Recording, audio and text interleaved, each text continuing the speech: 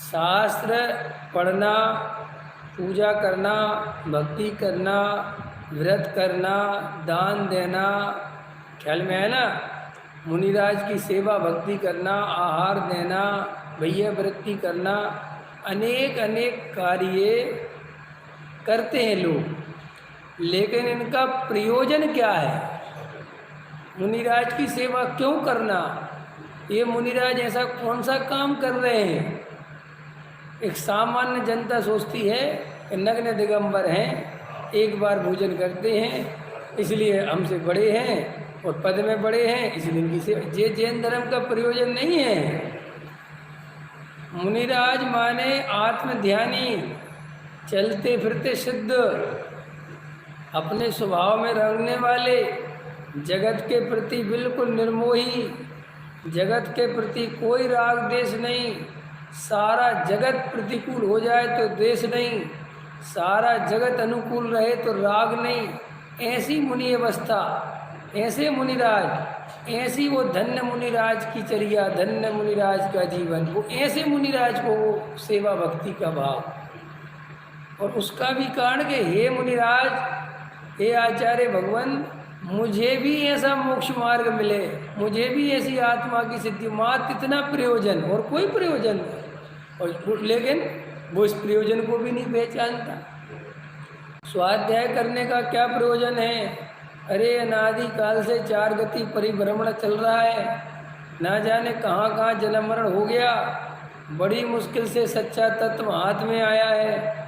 शास्त्र अभ्यास के माध्यम से, स्वाध्याय के माध्यम से वस्तु स्वरूप समझूंगा, मेरा क्या स्वरूप है, मैं कौन हूँ, मैं कहाँ से आया हूँ, मैं कहाँ जाऊँगा, इन भावों का फल क्या होगा, सम्यक दर्शन की प्राप्ति कैसे होती है, ये मोक्ष मार्ग क्या होता है, एक द्रव्य दूसरे द्रव्य के बीच में क्या संबंध है, क्या संबंध नहीं है, कौन किसका कर्ता धर्ता है, नहीं है, ख्याल में है ना, ये विश्व की व्यवस्था कैसे चलती है, इस जगत का कर्ता धर्ता कौन है, ख्याल में है ना, ये सब द्रव्य गुण पर्याय का क्या स्वरूप है, सम्यक दर्शन काय के आश्रय से होता है, पर्याय विकारी अविकारी शुद्ध शुद्ध इनका क्या स्वरूप है, इत्यादि इन सब को जानने के लिए शास्त्र अभ्यास करना चाहिए। पुण्य बंध के लिए शास्त्र अभ्यास नहीं करना कि साहब पुण्य बंधेगा, अरे पुण्य तो बनता ही है। जब गेहूँ बोगे, फसल आएगी तो भूसा के बारे में क्या सोचना, पुण्य भूसे जैसा है और लोग पुण्य पे ही लड़ाई कर रहे हैं। अरे पुण्य लड़ाई करने जैसी चीज़ नहीं है कि पुण्य कर्म है कि धर्म है, अरे बेकार की बातें हैं। पुण्य क्या है वो पुण्य देख लेंगे, तुम तो अपना धर्म का प्रयास करो, आत्म कल्याण करो, सब पुण्य करें। हम कह रहे हैं ना पुण्य होगा,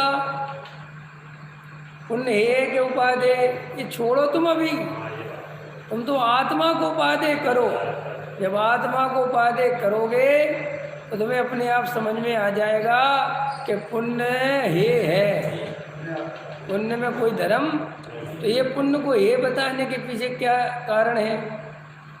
सब लोग कहते हैं कि पुण्य को ये क्यों बताते हो, ऐसा प्रश्न आता ना बहुत, पुण्य के पीछे क्यों पड़े रहते हो? भाई अनेक ज्ञानियों का पुण्य को ये बताने का कारण कोई पुण्य से द्वेष नहीं था। कोई तुम्हारा पुण्य छूट जाए और तुम पाप में चले जाओ, ये प्रयोजन कभी ज्ञानियों का नहीं था। तो फिर ज्ञानियों का क्या प्रयोजन है? ज्ञानियों का सिर्फ ये प्रयोजन है कि अनंत बार जीव इस पुण्य के चक्कर में भव समुद्र में डूब जाता है, पुण्य की क्रियाओं में धर्म मानकर संतुष्ट हो जाता है, पुण्य परिणामों से अपने को धार्मिक समझ लेता है और वो आत्मा की गहराई तक नहीं पहुंचता, आत्मानुभूति तक नहीं जा पाता। इसलिए पाप तो सभी जानते हैं कि बुरा है, इसलिए पाप के बारे में ज़्यादा नहीं बोलते, लेकिन अटकाने वाला पुण्य है नहीं समझ में। आप और हम लोग में भी क्या करते हैं कि तुम उस आदमी की बातों में मत आ जाना, वो बहुत मीठा मीठा बोलता है लेकिन है वो अंदर से जहरीला ही। लेकिन एक आदमी बोलता भी जहर है और है भी जहर, तो उसके बारे में कौन समझाएगा? कोई समझाएगा? तुम किसके बारे में समझाते हो? जो आदमी मीठा मीठा बोले तो भैया उसकी बातें बहुत प्यारी प्यारी होती हैं और वो पीठ पीछे छुरी मारता है। ये तो जो सामने ही तलवार लेके खड़ा है, बंदूक लेके खड़ा है, उसके बारे में तो सभी दुनिया जानती है, भैया दूर रहो इससे।